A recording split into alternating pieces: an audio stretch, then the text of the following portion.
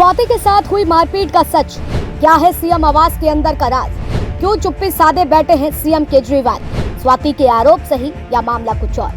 देश में महिलाओं के लिए आवाज उठाने वाली दिल्ली महिला आयोग पद पर रहकर जिस महिला ने ना जाने कितनी महिलाओं की आवाज बनी। जी हां, हम बात कर रहे हैं स्वाति मालीवाल की, जो इस वक्त मौजूदा समय राज्यसभा सांसद हैं।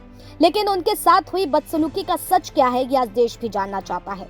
उनके साथ मारपीट का सच क्या है, वो भी सब जानना चाहते हैं। और आरोप किसी और पर नहीं बल्कि सीएम के खास व्यक्ति उनके पीए विभव पर लगे हैं। हैरानी तब होती है जब यह घटना सीएम आवास के भीतर होती है।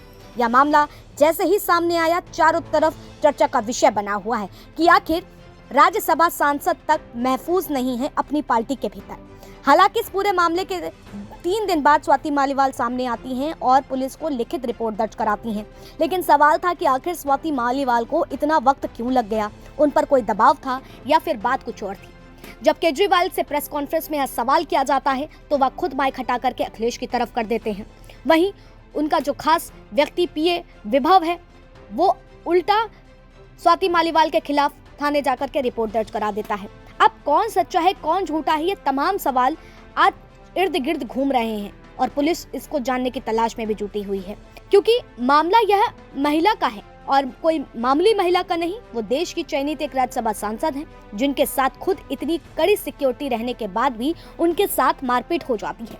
वहीं स्वाति मालीवाल ने अपने दर्ज कराई एफआईआर के मुताबिक मालीवाल ने 13 मई की घटना का जिक्र किया, जब वह मुख्यमंत्री केजरीवाल के सिविल लाइंस स्थित आवास पर गई थी। उन्होंने कहा कि कैंप कार्यालय के अंदर गई, सीएम के पीए विभव कुमार को फोन किया, लेकिन मैं अंदर नहीं जा सकी। फिर मैंने उनके मोबाइल नंबर पर एक मैसेज भेजा, हालांकि कोई जवाब नहीं आया। इसके बाद मैं उनके आवास के परिसर में गई, जहां मैं अक्सर जाती थी। वहीं विभव कुमार मौजूद नहीं थे, इसलिए मैंने आवास परिसर में एंट्री की और वहां मौजूद कर्मचारियों को जानकारी दी कि वे यहां सीएम से मिलने के लिए आई हैं। यह सब बातें एफआईआर में लिखी गई हैं। उन्होंने आगे बताया कि मुझे बताया गया कि वह घर पे मौजूद हैं और मुझे ड्राइंग रूम में इंतजार करने के लिए कहा है। मैं ड्राइंग रूम में गई और सोफे पर बैठ गई और उनके मिलने का इंतजार किया। मुझे पता चला कि सीएम मिलने के लिए आ रहे हैं, लेकिन अचानक पीए विभव कुमार कमरे में घुस गए। उन्होंने बिना किसी उकसावे के चिल्लाना शुरू कर दिया, मुझे गालियां भी दी। मैं स्तब्ध रह गई। इतना ही नहीं, मुझे थप्पड़ मारना शुरू कर दिया। जब मैं लगातार चिल्लाती रही तो मुझे कम से कम 7 से 8 बार थप्पड़ मारा गया।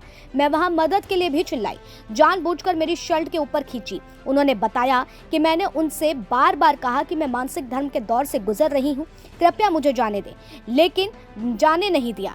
फिर मैं वहीं बैठ गई। मैं ड्राइविंग रूम के सोफे पर गई और हमले के दौरान जमीन पर गिरे अपने चश्मे को उठाया। इसके बाद 112 नंबर पर फोन किया और पुलिस को सूचना दी। इन्होंने ये सारी चीजें जो हैं वो एफआईआर में दर्ज कराई है। लेकिन सवाल ये है कि इतना कुछ सीएम आवास के भीतर होता रहा और किसी को कानों कान तक खबर ना लगी, और ये सारी चीजें जिस तरीके से निकल करके आ रही है और उसके बाद लगातार स्वाति मालीवाल का ट्वीट भी वायरल हो रहा है।